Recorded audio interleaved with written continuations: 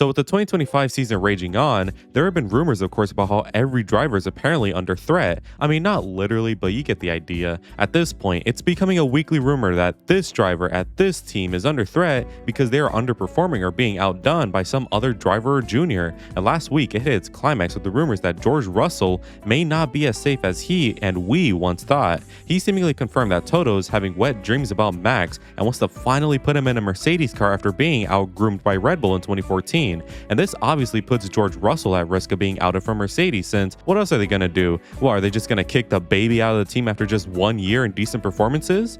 Oh wait, yeah, now there are rumors that Merck still wants Max, but instead of kicking George out, Kimi gets the boot since he is young while George is in his prime. And despite the idea of two franchise drivers in Max and George racing at the same team sounding worse than two franchise players like, I don't know, Luka Doncic and LeBron James playing at the same team, guess what still happened? So we live in a society where yes, it's very possible that Max and George can be at Mercedes driving for the same glory. Plus, I haven't even mentioned the other teams with their own rumors like how Aston Martin apparently want everyone to drive for them, Racing Bull struggling to find out which of their rookies to ask for another rookie, Alpine wanting to build a retirement home after wanting a daycare, motherfreaking Cadillac. Yeah, in case you forgot, which I certainly have, Formula 1 is welcoming an 11th team to the grid with Cadillac, and they obviously need drivers as well. So after looking at all the rumors and all the speculation regarding driver placements on the grid for next year and the new regs that come with it, I thought, why don't we make some predictions for how I think the grid will look like for 2026? Yes, I'm 4 months late to everyone else, but I don't care. So go subscribe if you're new, if you can't wait to see Caddy on the grid,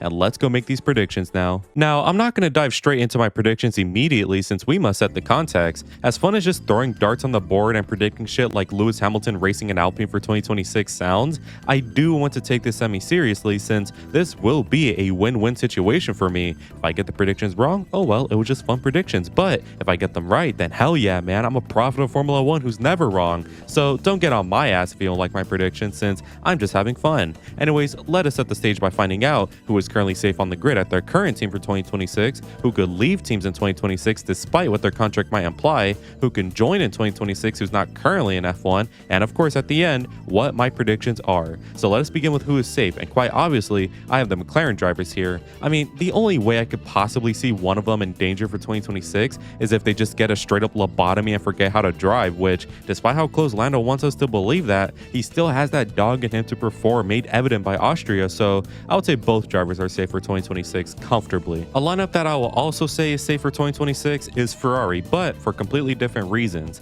Now, obviously, Ferrari's not contending for the championship. The only competition they're winning in right now are for Aura points, which I seriously doubt means anything, but they're still safe regardless. I say this because Charles has been performing absolutely stellar like always and doing everything he possibly can to get a podium, let alone a win. And while Lewis has shown struggles in the car, he is still performing good most of the time and seems to just be struggling with correlation if anything. So in typical Ferrari fan fashion, I'ma say it, give the drivers a car capable of winning and a strategy team capable of not being absolute dumbasses, and dare I say, the title is in the bag. 2026 is that perfect opportunity, so I see no reason to change the driver lineups for next year. As for the other lineups like upper management, then lots needs to be done, but that's a different video. Another lineup that we shouldn't have to worry about for next year is Haas, since they have been quietly cooking this year. It's a big shame their car is barely faster than a sloth, since their strategy team has to consist of the most brilliant minds in F1. Despite their car being slow as hell, they are still scoring points somehow through strategy, which only makes you think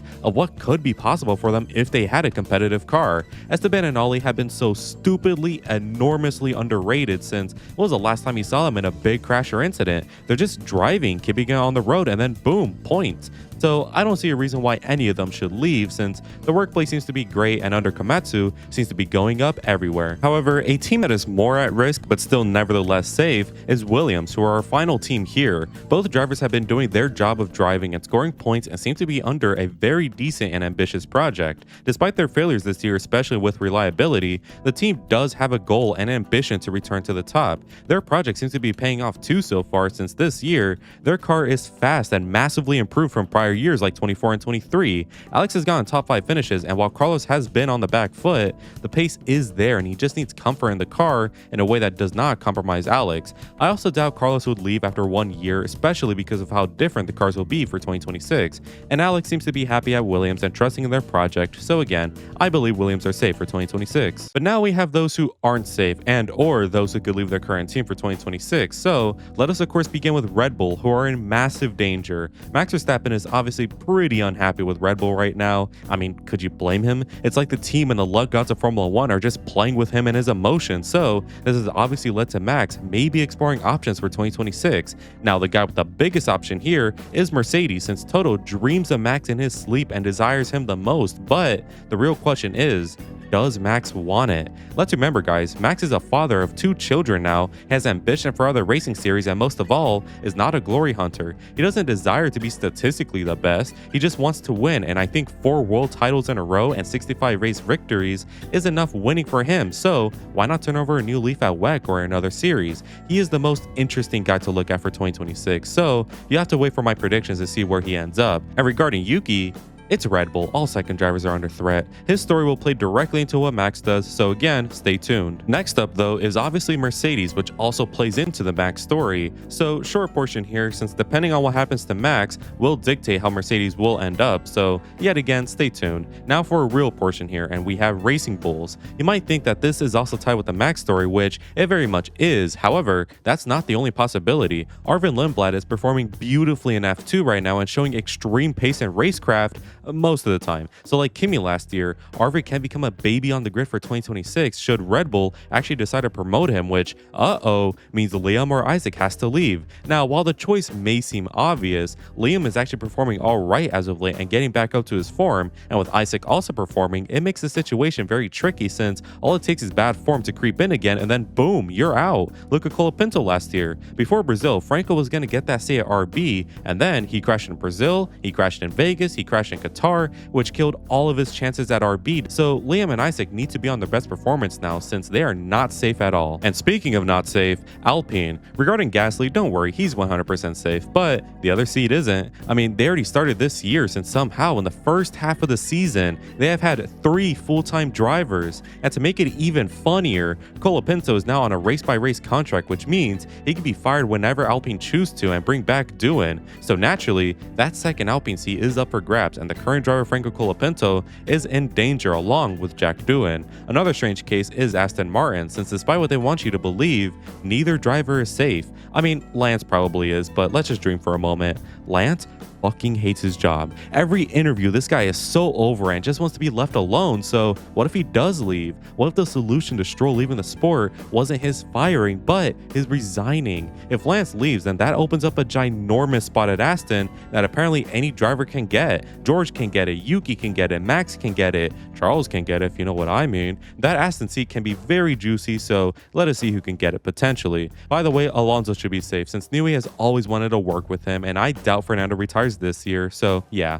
But next year though. Finally, the last team I have here is Audi, who yes, I believe one of their drivers can leave. In fact, I think both of them can leave.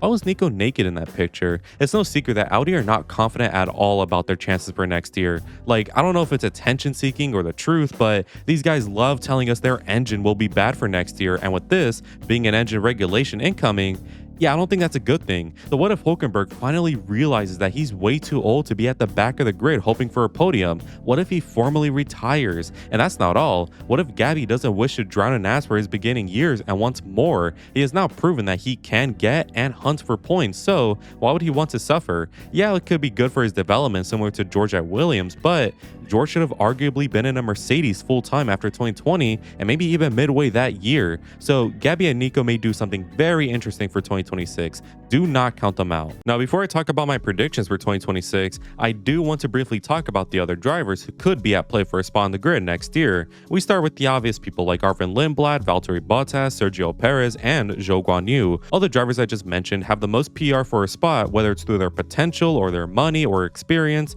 and should not be discounted for a spot on the grid. but there are other options like Felipe Drugovich, who has spent his career so far in purgatory. He is the Aston Martin third driver, and despite completing many FP1 sessions and being on par if not faster than Lance, he's still on the sidelines due to his name not being Lance Stroll. But with Caddy now joining, this is his opportunity due to his experience racing for them in WEC and IMSA, so don't forget about him. There are also other F2 drivers like Alex Dunn, who recently impressed in Austria FP1, Jack Crawford, who seems to be great, the reigning F3 champion Leo Fornaroli, Pepe Marti, who is backed by Alonso like Gabby was. I mean, there are just plenty of names that you shouldn't forget. And finally, we have the non-F1 ladder drivers as well, mainly Mick Schumacher, Alex Palou, and Colton Herta. Mick has been performing really well at WEC for Alpine to the point where it's essentially a one-man car now since he's the only guy putting in work there. Plus, he has prior F1 experience with Haas, desires F1 again, and is, you know, the literal son of one of the GOATs of F1, Michael Schumacher, so don't discredit him. Regarding Alex Palou, he has been dominating IndyCar. Like,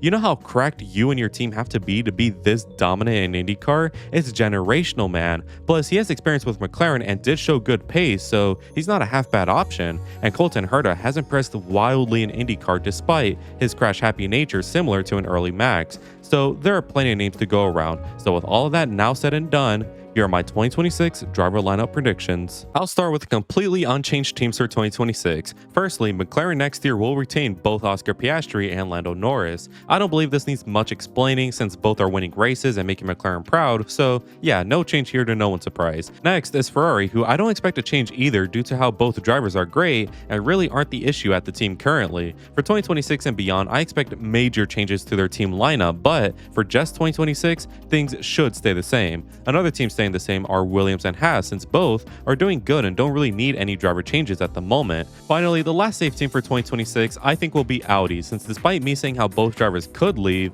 I think they'll at least test the waters out before making their decision. So yeah, now it's time for the teams who have changed. Let's get the Max story stuff out the way. Mercedes' lineup for 2026 will be George Russell and Kimi Antonelli. Got you, didn't I? Mercedes are also a safe team since both drivers have done great, and Max, of course, will not go to Mercedes for 2026. This lineup will be absolutely lethal for 26, and dare I say, a championship winning lineup.